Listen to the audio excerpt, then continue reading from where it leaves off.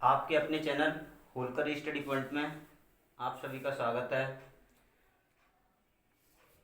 और हमारे सर के पास बहुत दिन से कमेंट आ रहे थे कि फिटर की क्लास चालू करो, फिटर के बारे में कुछ नया बताओ। उसके बाद बहुत सारी वैकेंसी आई है फिटर के बारे में, तो सर ने मेरे से कहा फिटर की क्लास स्टार्ट करने के लिए, तो मैं उसके लिए एग्री हो गया। ओके।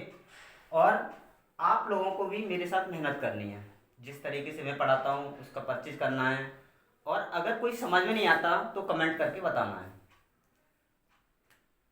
तो हमारा पहला चैप्टर है फिटर, सुरक्षा एंड सावधानियां।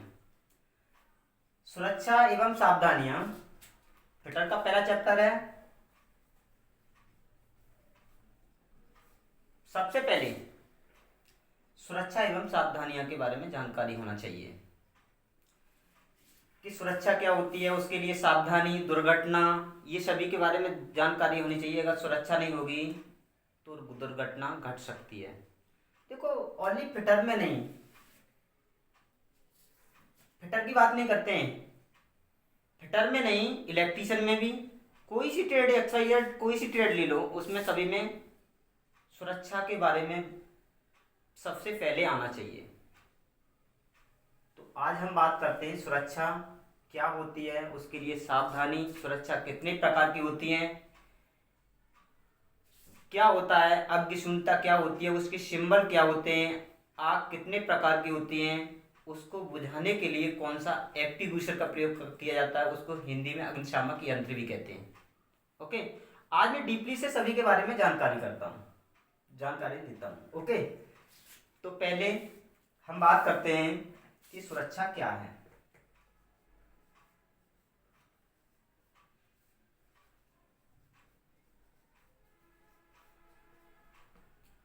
सबसे पहले सुरक्षा क्या है? जान है तो जहान है, अगर जान नहीं है तो कुछ भी नहीं है।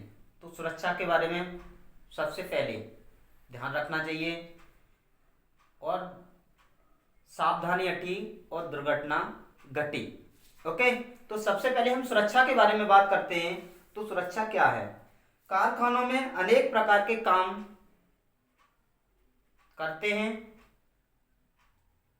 उसके लिए कहीं पर मशीनों को चलाना, कहीं पर तेजाब का भी काम होता है, कहीं पर टूल प्रॉपर तरीके से नहीं बंधे होते, चिप्स डले होते हैं, आदि से दुर्घटना घट सकती है। उसके लिए सुरक्षा की अति आवश्यक है, उसी सुरक्षा कहते हैं। सुरक्षा अति आवश्यक है, उसी को सुरक्षा कहते हैं। उससे बचने के लिए ये सभी,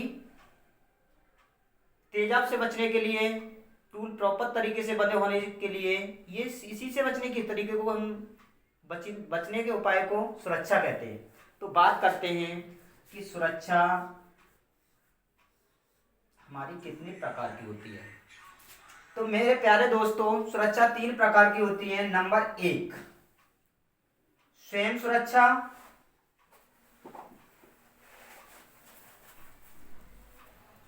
नंबर 1 स्वयं सुरक्षा। नंबर 2 बात करते हैं वर्क शॉप सुरक्षा। नंबर 3 मशीन टूल सुरक्षा।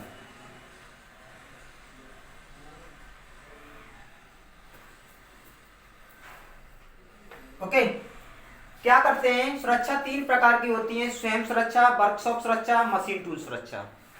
इसके बारे में डीपली से जानते हैं कि स्वयं सुरक्षा क्या होता है, वर्कशॉप सुरक्षा क्या होता है, और मशीन टूल सुरक्षा क्या होता है। इसके बारे में जानकारी होना चाहिए। तो देखो प्यारे दोस्तों, स्वयं सुरक्षा क्या होता है? स्वयं सुरक्षा क्या होता है? अपनी सुरक्षा। अगर जान है तो जहान है, और जान नहीं है तो कुछ नहीं है। ओके। स्वयं सुरक्षा, अपनी सुरक्षा। हमारा कोई भी अंग अगर एक बार क्षतिग्रस्त हो जाता है, डैमेज हो जाता है, एक्सीडेंट हो जाता है, तो वो दोबारा नहीं आता है। तो स्वयं सुरक्षा क्या होती है? अपनी सुरक्षा, प्रॉपर तरीके से एप्रन वगैरह पहना होना चाहिए, शूज होने चाहिए, बाल बड़े नहीं होने चाहिए, यही स्वयं सुरक्षा होती है। हेलमेट लगा होना चाहिए, गोगल्स होना चाहिए, यही स्वयं सुरक्षा है, अपनी सुरक्षा। ओके, नंबर 2 बात करते हैं वर्कशॉप सुरक्षा। वर्कशॉप सुरक्षा क्या होती है? वर्कशॉप में नंबर फर्स्ट, प्राकृतिक प्रकाश होना चाहिए। अगर प्राकृतिक प्रकाश नहीं होगा तो दुर्घटना घट सकती है।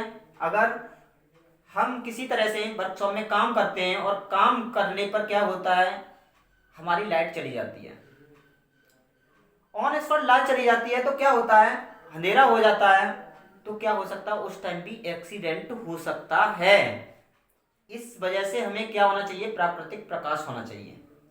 नंबर 2, चिप्स डले नहीं होने चाहिए, दुर्घटना घट सकती है, वो हमारे पैर में लग सकते हैं, जिससे क्या हो सकता है, दुर्घटना घट सकती है। अगला, कूलेंट बिखरा नहीं होना चाहिए, क्या होगा, रिपट सकते हैं, गिर सकते हैं, जिससे भी दुर्घटना हो सकती है। ये वर्कशॉप सुरक्षा है। डस्टबिन पास में होनी चाहिए,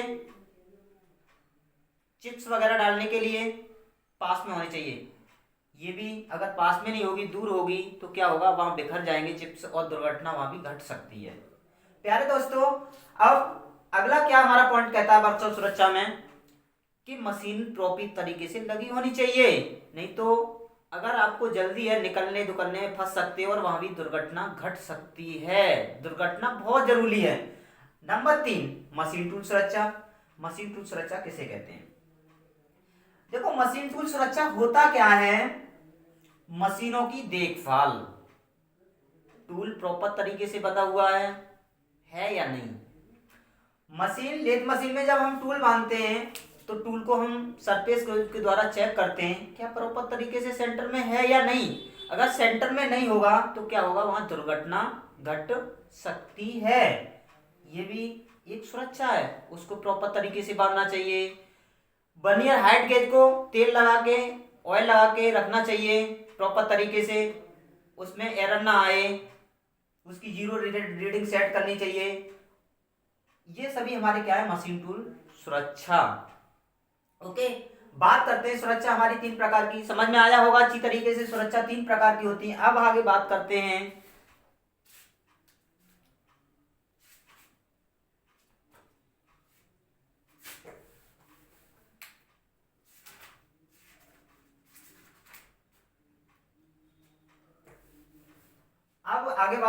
कृत्रिम श्वसन किसे कहते हैं।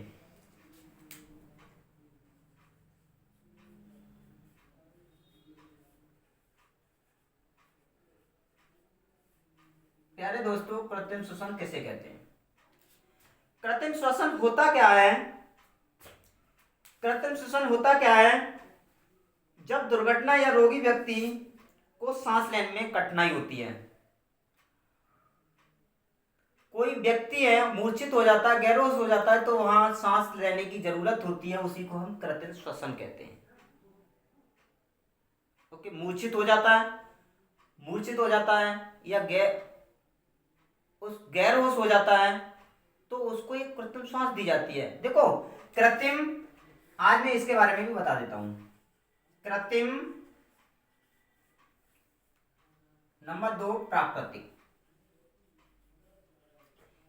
देखो, नंबर 1 कृत्रिम, नंबर 2 प्राकृतिक। देखो, कृत्रिम श्वास, ये कृत्रिम इससे ही जुड़ रहा है, तो बात करते हैं कृत्रिम श्वसन किसे कहते हैं। कृत्रिम श्वसन होता क्या है? देखो, कृत्रिम और प्राकृतिक 2 प्रकार के होते हैं। अब दोनों के बारे में जानते हैं कि कृत्रिम क्या होता है, प्राकृतिक क्या होता है। तो देखो, कृत्रिम क्या होता है? कृत्रिम होता है बनावटी श्वास, जो हम बना के देते हैं, अपने आप बनाते हैं, उसको कहते हैं कृत्रिम श्वास। नंबर 2 कहते हैं प्राकृतिक श्वास, जो हमें प्राकृतिक से प्राप्त होती है। ओके, समझ में आया होगा। कृत्रिम श्वास जिसे हम अपने स्वयं देते हैं, अपनी सांस को देते हैं, जिससे सांस आ जाए। और नंबर 2 होती है प्राकृतिक सांस, जो प्राकृतिक से पाई जाती है। ओके दोस्तों, दोनों समझ में आया होगा। अब हम बात करते हैं कृत्रिम श्वसन। प्यारे दोस्तों, कृत्रिम श्वसन कृत्रिम श्वसन देने की दो प्रकार की विधि होती हैं। कृत्रिम श्वसन नंबर एक शेपर विधि होती है और नंबर 2 होती है सिल्वस्टर विधि। प्यारे दोस्तों, एक और होती है, मैंने किताबों में देखा है, मतलब कुछ किताबों में तो दो प्रकार की है, लेकिन कुछ में मैंने देखा है तो एक लेवार्ड विधि भी है।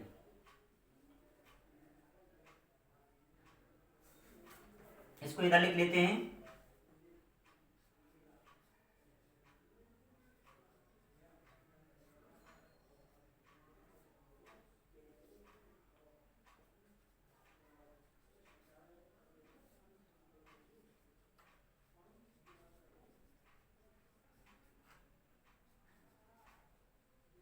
ओके दोस्तों, तो हमारी कृत्रिम श्वसन देने की 3 प्रकार की विधि होती है। एक शेपर विधि होती है, नंबर 2 सिल्वस्टर विधि होती है, नंबर 3 होती है लेवार्ड विधि। कुछ किताबों में 3 प्रकार की दी है और कुछ किताबों में 2 प्रकार की दी है। तो हम इस तीनों के बारे में बात करते हैं कि शेपर विधि क्या होती है, सिल्वस्टर विधि क्या होती है और लेवार्ड विधि क्या होती है। ओके, तो शेपर विधि क्या होती है कि कोई भी व्यक्ति है ऑन स्पॉट वर्कशॉप में कार्य कर रहा है और कार्य करते करते क्या हुआ, वो एकदम मूर्छित हो जाता है। मूर्छित होने के बाद क्या होता है, उसको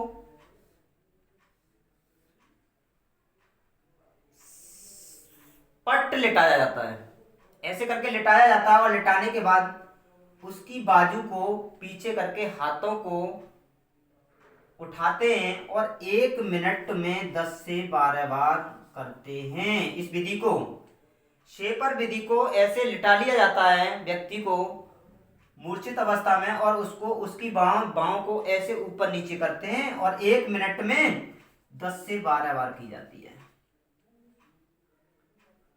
ओके, ये हमारी शेपर विधि है। अब हम बात करते हैं सिल्वस्टर विधि की। सिल्वस्टर विधि क्या होता है? सिल्वस्टर विधि में जब हमने शेपर विधि में ऐसे लिटाया, पट्टी लिटाया इंसान को और 1 मिनट में 10 से 12 बार किया, उसके हाथों को ऊपर नीचे किया। अब सिल्वस्टर विधि में क्या किया जाता है, सिल्वस्टर विधि में ऐसे लिटा लेता है, सीधा लिटा लेता है और लिटाने के बाद सिल्वस्टर विधि में 1 मिनट में ये भी 10 से 12 बार की जाती है। दोस्तों, इसमें औंधे मुंह लिटाया जाता है और इसमें सीधे लिटाया जाता है और 1 मिनट में 10 से 12 बार की जाती है। ओके दोस्तों, जिससे श्वास आ जाए। नंबर 3 लेवार्ड विधि, मुंह से मुंह श्वास देना, उसको कहते हैं लेवार्ड विधि।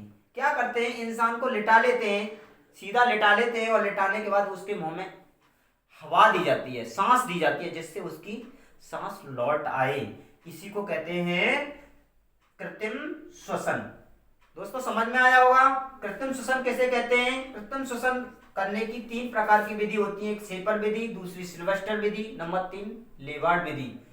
शेपर विधि क्या होता है, शेपर विधि में पट औंधे मुंह लिटा लिया जाता है इंसान और उसकी बाजू को पीछे पकड़कर 1 मिनट में 10 से 12 बार किया जाता है, वही हमारी शेपर विधि कहलाती है। और नंबर 2 सिल्वस्टर विधि, जिसमें सीधा इंसान को लिटा लिया जाता है और 1 मिनट में 10 से 12 बार ये भी की जाती है, उसको कहते हैं सिल्वस्टर विधि। और नंबर 3 होती है दोस्तों, ये जानी पहचानी लेवार्ड विधि, और इसमें क्या किया जाता है कि इसमें मुंह से मुंह श्वास दी जाती है, इसको कहते हैं लेवार्ड विधि। तो दोस्तों, कृत्रिम श्वसन समझ में आ गया, सावधानियां कितने प्रकार, सुरक्षा कितने प्रकार की होती हैं, ये समझ में आ गया होगा। अब आगे बात करते हैं कि आग कितने प्रकार की होती है। आग कितने प्रकार की होती है, आग क्या होता है? दोस्तों, आपने पढ़ा होगा चैप्टर फर्स्ट, लेकिन तरीके से आज नया तरीका देखो आप किस तरीके से मैं पढ़ाता हूं, आपके समझ में आता है या नहीं आता है। तो आग के बारे में जानते हैं कि आग क्या होता है। आग किन किन तत्वों से मिलकर के बनता है, आपको ये मालूम है? आग आग क्या होता है, आग किन किन तत्वों से मिलकर के बनता है। तो मेरे प्यारे दोस्तों, क्या करते हैं, आग हमारा किन किन तत्वों से मिलकर के बनता है। तो आपको मालूम होगा आग ईंधन प्लस ताप प्लस ऑक्सीजन, इन तीनों तत्वों को मिलाकर के आग बनाई जाती है। देखो दोस्तों, ईंधन ईंधन भी होना चाहिए आग के लिए, ताप भी होना चाहिए, प्लस ऑक्सीजन होना चाहिए। एक सिंपल सा उदाहरण बताता हूं, आपको ध्यान रहेगा कि आग कैसे बनती है, आग क्या होता है, आपको याद रहेगा। क्या करते हैं, एक बाइक लेते हैं, इस बाइक की बात करते हैं। इस बाइक में क्या करते हैं, ये बाइक है,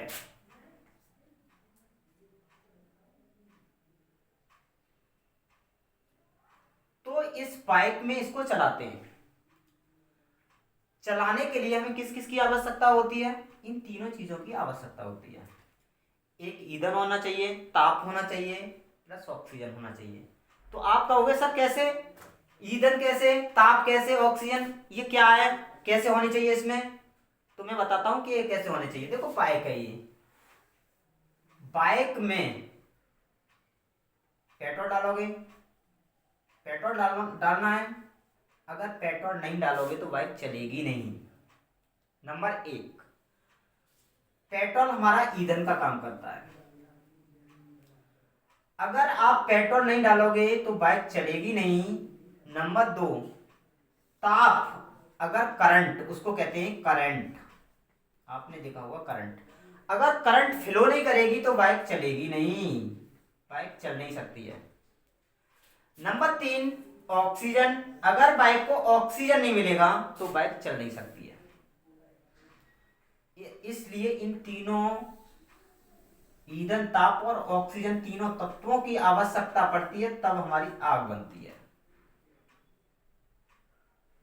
इन तीनों तत्वों की आवश्यकता पड़ती है तभी हमारी बाइक चलती है। तो हमें तीनों तत्वों की आवश्यकता होती है। ओके, अब हम बात करते हैं, समझ में आ गया होगा आग किसे कहते हैं, आग किन किन तत्वों से मिलकर के बनती है।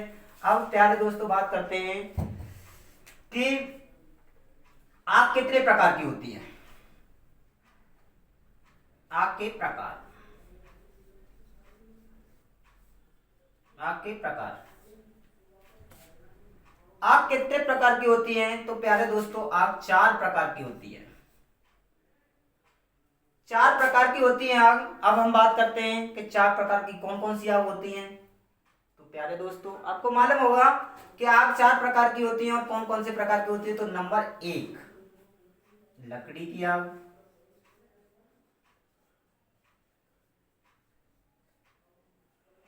नंबर 2, तेली आग, तेल की आग। नंबर 3, गैसीय आग।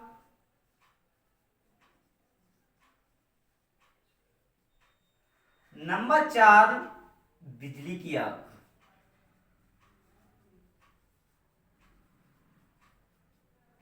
ओके, हम आग के बारे में बात करते हैं। आग हमारी 4 प्रकार की होती है। आग में आग किस किस से मिलकर के बनता है? आग हमारी 4 प्रकार की होती है। नंबर 1, लकड़ी की आग। नंबर 2, तेली आग। नंबर 3, गैसीय आग। नंबर 4, बिजली की आग। अब प्यारे दोस्तों आग तो हमारी 4 प्रकार की हो गई, लेकिन ये कौन सी क्लास में रखी जाती है आग, इसके बारे में भी तो जानकारी होनी चाहिए। ये कौन से क्लास में रखी जाती हैं, कौन से ग्रुप में रखी जाती हैं? तो प्यारे दोस्तों देखो, सीधा फंडा बता रहा हूं, एकदम सिंपल, आपको याद रहे। इसको ए क्लास में रखा जाता है, इसको बी क्लास में रखा जाता है, इसको सी क्लास में रखा जाता है और इसको डी क्लास में रखा जाता है। बताओ समझ में आया या नहीं? लकड़ी की आग को ए क्लास में रखते हैं, तेल की आग को बी क्लास में रखते हैं, गैस की आग को सी क्लास में रखते हैं, बिजली की आग को डी क्लास में रखते हैं। अब प्यारे दोस्तों बात करते हैं कि इसको बुझाने के लिए अगर कहीं दुर्घटना घटती है, हमारा वर्कशॉप है, अगर उसमें आग लग जाती है और वहां आग लगती है लकड़ी की, तो उसको बुझाने के लिए कौन सा अग्निशामक यंत्र प्रयोग करेंगे? उसको हिंदी में अग्निशामक यंत्र कहते हैं और इंग्लिश में उसको एक्टिंग्विशर कहते हैं।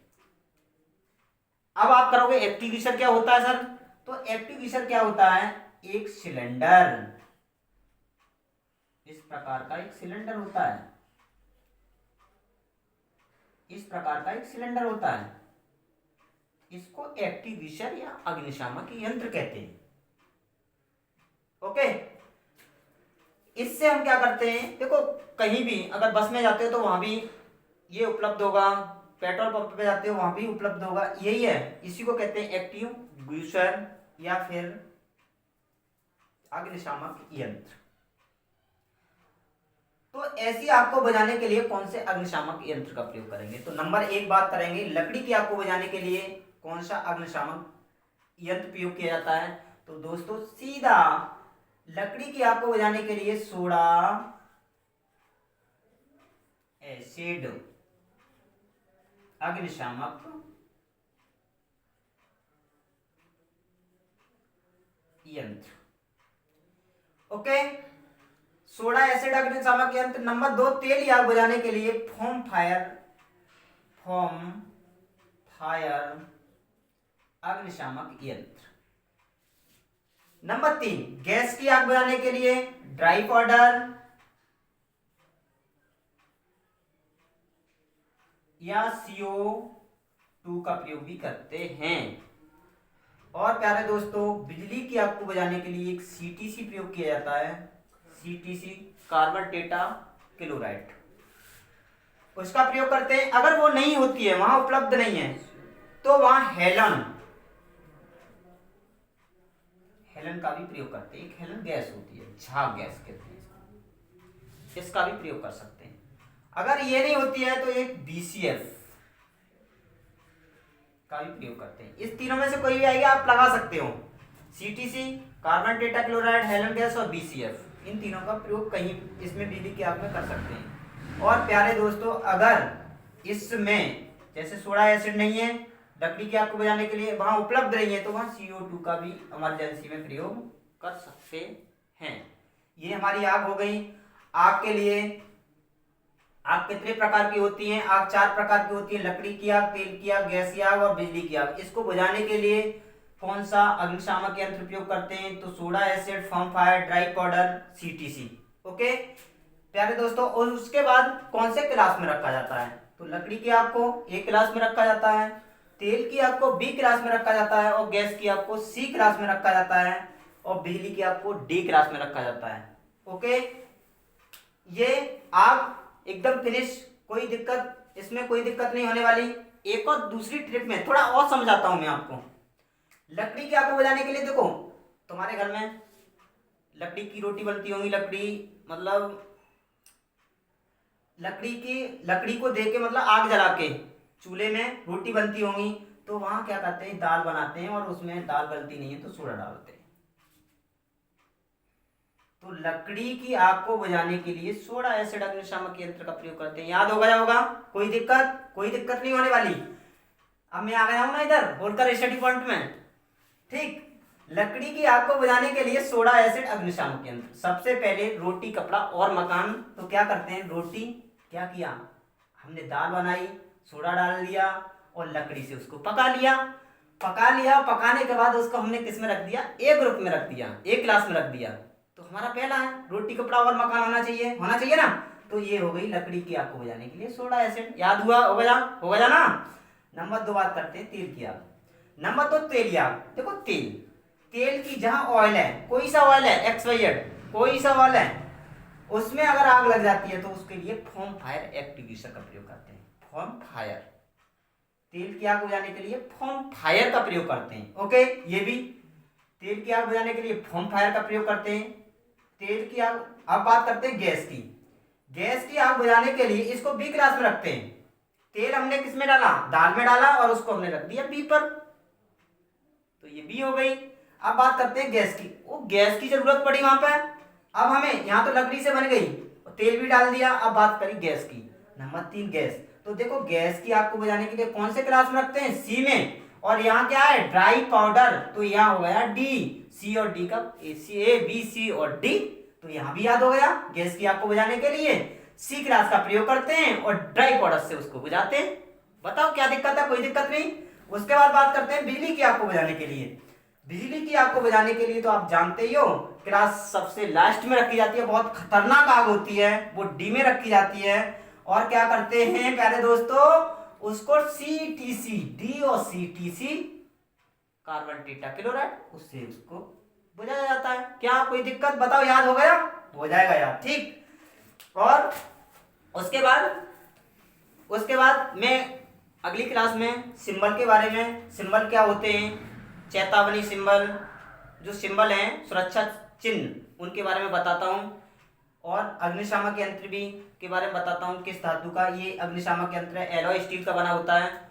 और कोई भी परेशानी है उसको कमेंट करके बताओ, ठीक।